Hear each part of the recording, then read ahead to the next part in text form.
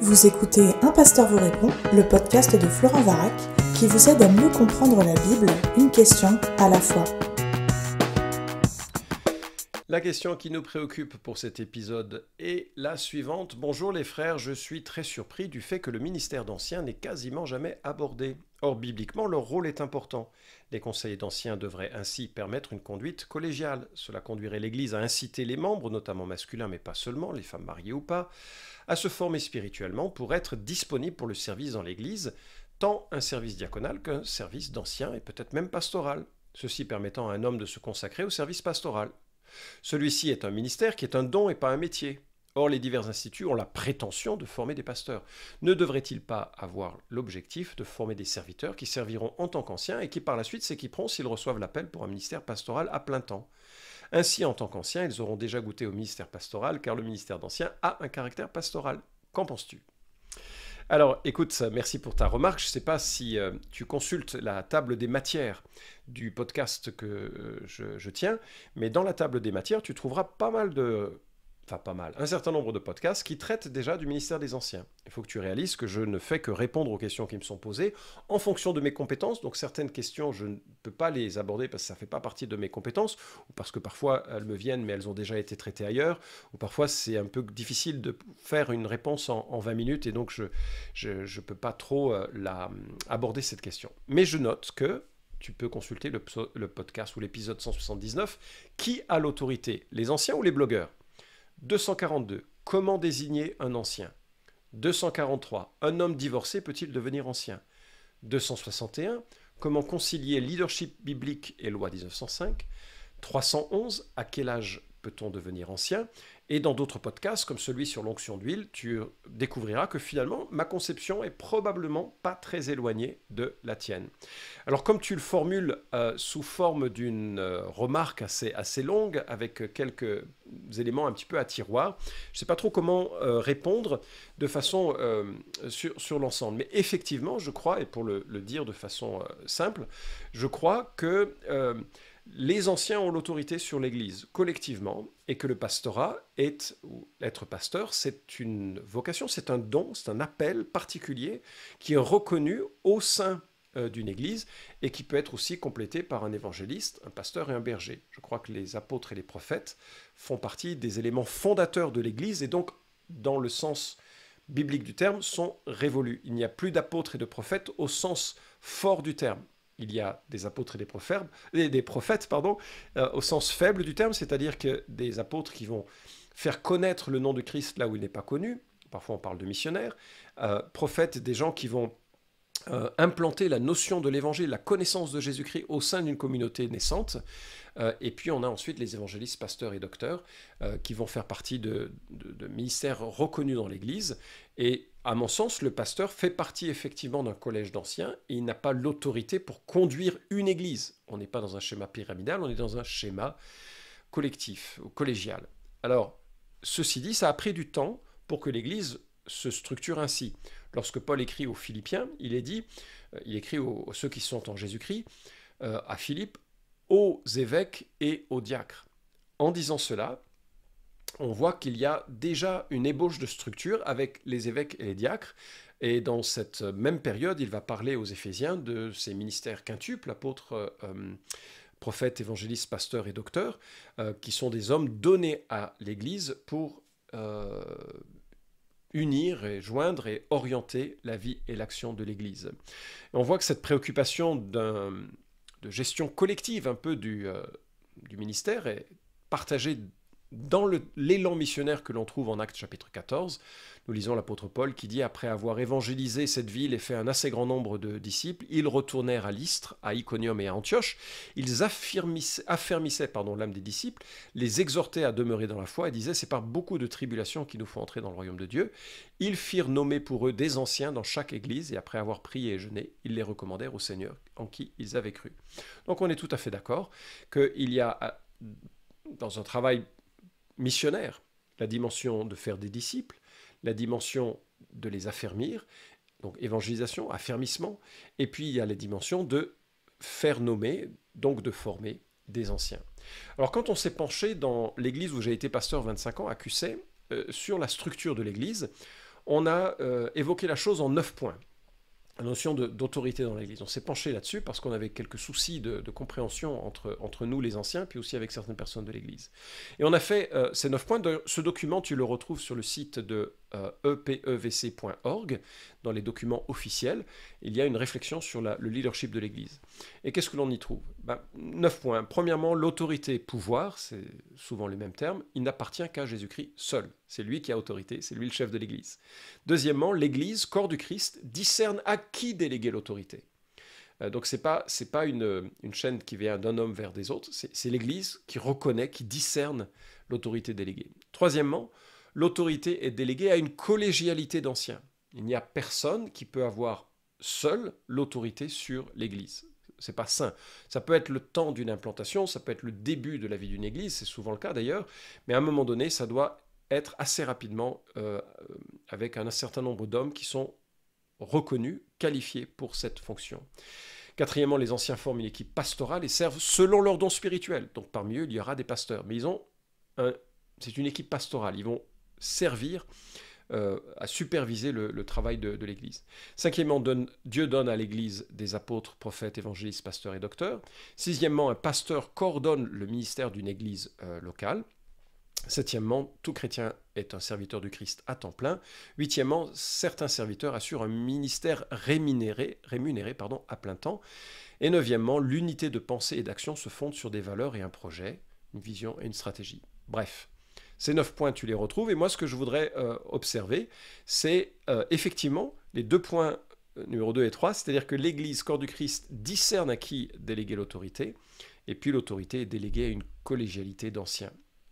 Alors, c'est effectivement la prérogative de Christ de nommer apôtres certains hommes, y compris Paul, et les apôtres nomment ou font nommer les premiers anciens qui deviennent des conducteurs de l'Église. Dans un certain sens, c'est alors, si le processus est correct, Dieu qui établit les anciens. Acte 20, 28, l'apôtre Paul parle aux anciens d'Éphèse, il dit le troupeau sur lequel Dieu vous a établi évêque. Donc c'est pas rien d'être ancien d'une église, notamment parce qu'il y a des loups redoutables qui vont se glisser au sein du troupeau et notamment au sein des anciens pour faire chavirer la barque. C'est ce que nous dit 20, 29. Et donc c'est un travail souvent compliqué. Enfin, un travail, on s'entend, hein, c'est un service souvent compliqué. Alors les termes qui sont utilisés ne sont pas homogènes, on a plusieurs termes. On a le terme ancien, presbytéros, c'est l'idée d'homme mûr, cheveux blancs, sagesse, donc on nomme des anciens qui ont une certaine, dont l'Église dit qu'ils sont mûrs. Évêque, épiscopos, ça désigne le veillant sur ou le surintendant, le responsable, le cadre. Et en réalité, ancien et évêque sont absolument synonymes. Ce sont des nuances de fonction, mais en termes d'utilisation, la Bible l'utilise de façon interchangeable. Il suffit de lire Tite 1, 5 à 7, ou de comparer Acte 20, 17 et Acte 20, 28. Les deux titres décrivent les mêmes individus.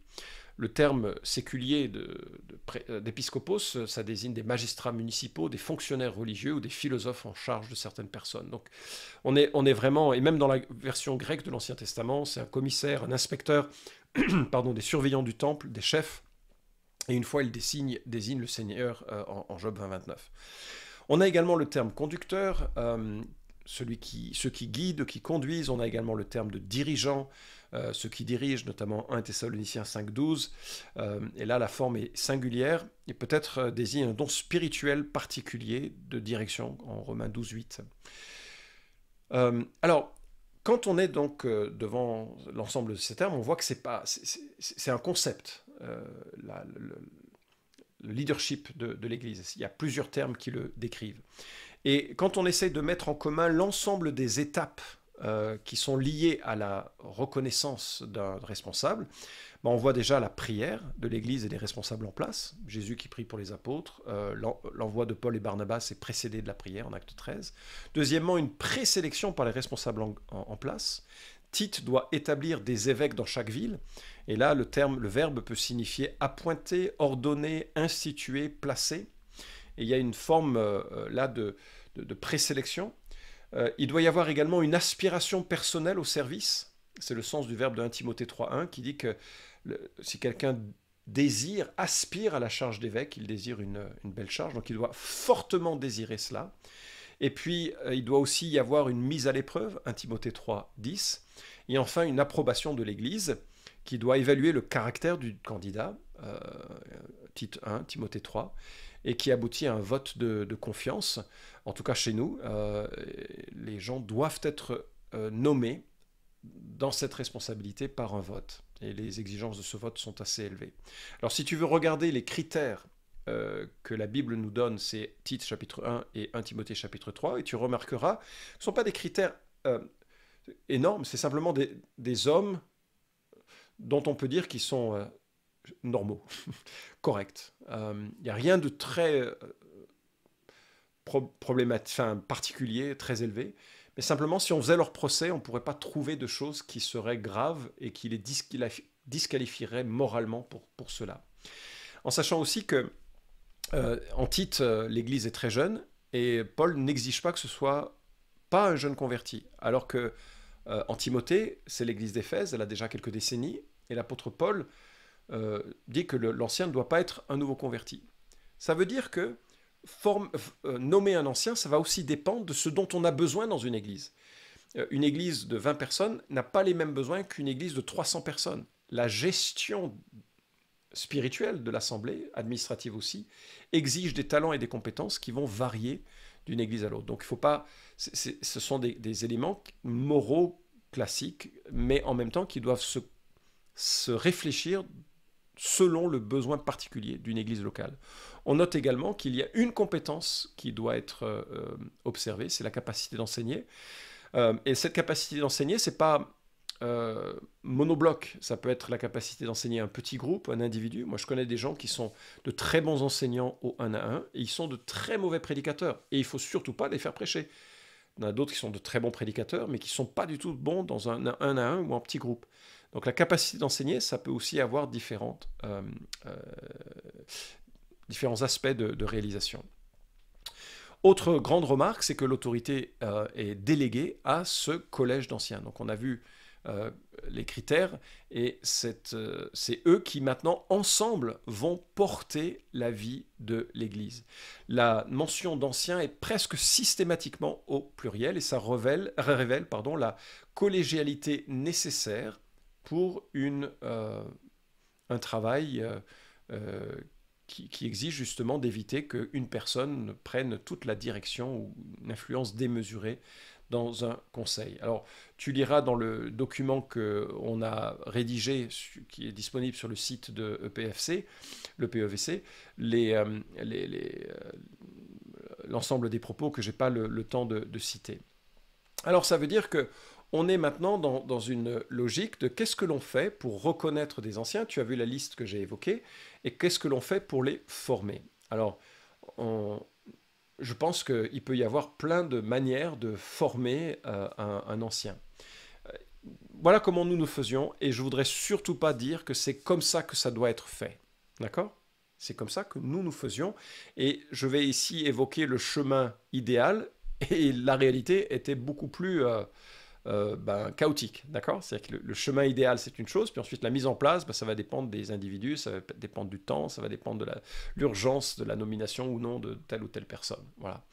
Mais dans notre cas, on a eu, à un moment donné, on a parfois utilisé un examen d'entrée. Alors je peux le fournir, d'ailleurs je le mettrai en tant que document accessible. Et c'était un examen que personne ne pouvait réussir en fait, parce que c'était assez exigeant. Mais ça avait une utilité. C'est qu'il y a parfois parmi ceux qui veulent servir dans l'Église ce sentiment que parce qu'ils ont lu la Bible 2 ou 3 fois, et que peut-être ils ont lu Tout pour sa gloire très régulièrement, ils sont au taquet de leurs compétences théologiques et bibliques. Cet examen avait pour but de dire il y a encore du chemin à faire, de faire prendre la mesure des choses à comprendre et à développer dans sa compréhension. Donc c'était ensuite ce même examen qu'on passait à la fin du chemin. Donc c'est une auto-évaluation plus qu'un examen d'ailleurs. La personne le remplissait et réalisait « je ne connais pas grand-chose ». Il n'y a pas de souci, c'est pas grave. Ce qui compte, c'est le caractère.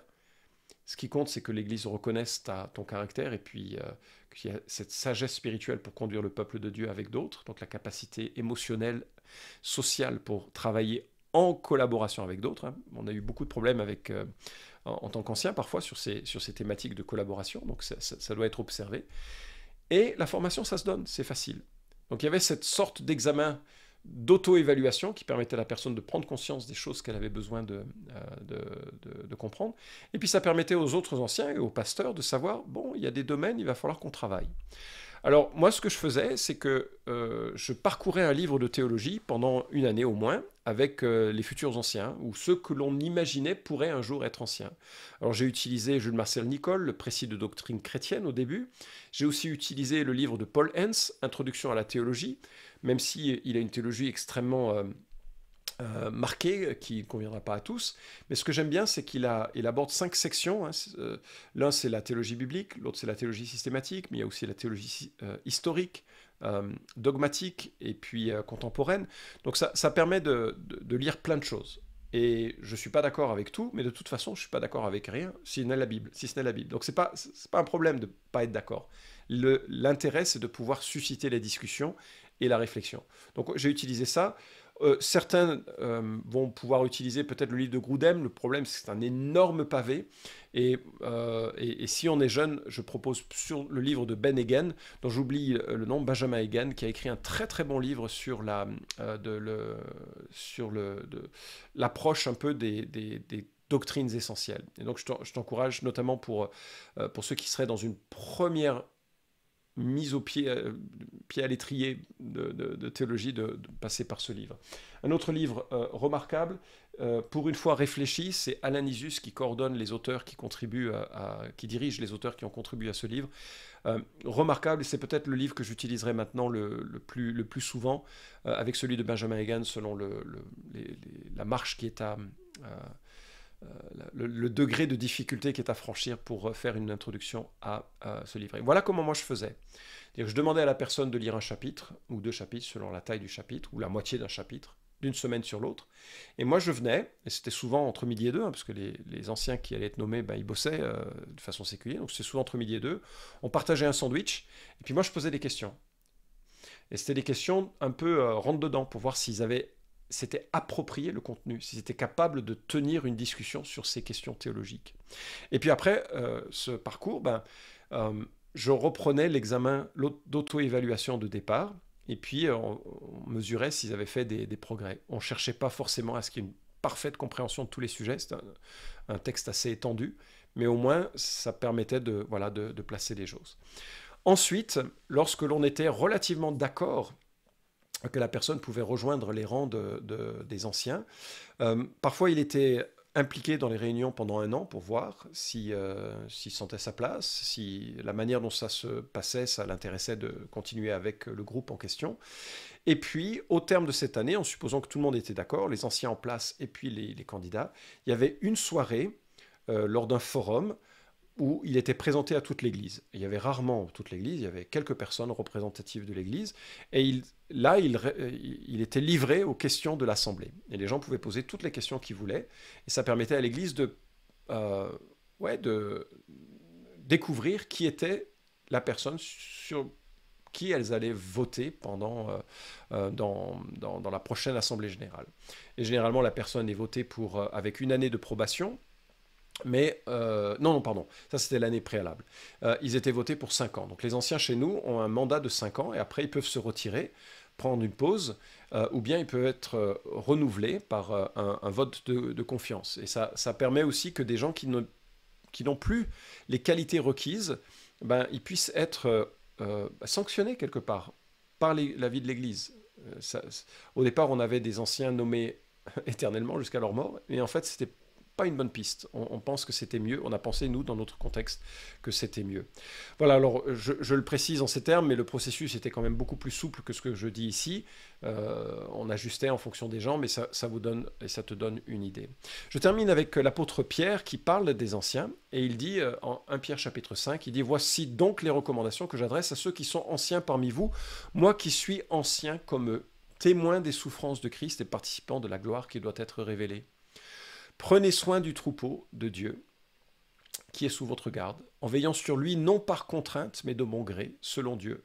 Faites-le non par recherche d'un gain, mais avec dévouement, non en dominant sur ceux qui vous sont confiés, mais en étant des modèles du troupeau. Ainsi, lorsque le souverain berger apparaîtra, vous recevrez la couronne de gloire qui ne perd jamais son éclat. Il y a un appel extraordinaire que de pouvoir servir dans l'Église en tant qu'ancien.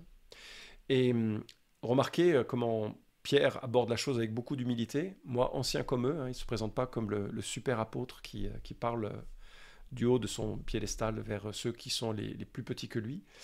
Mais il dit, moi, je suis juste un ancien comme vous. Et collectivement, on doit prendre soin du troupeau, non pas par contrainte, mais de bon gré, selon Dieu. Donc on est sentiment d'être gestionnaire de quelque chose qui appartient à Christ et dont il nous demandera des comptes.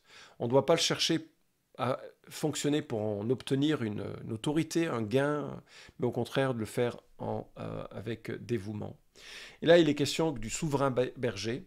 Et bien sûr, tout ceci n'a de sens que si chacun d'entre nous, on réalise que l'on a un souverain berger. Et c'est finalement ça la notion de christianisme. C'est venir à Jésus en réalisant qu'on a besoin d'un maître. On a besoin de quelqu'un qui prenne soin de nous.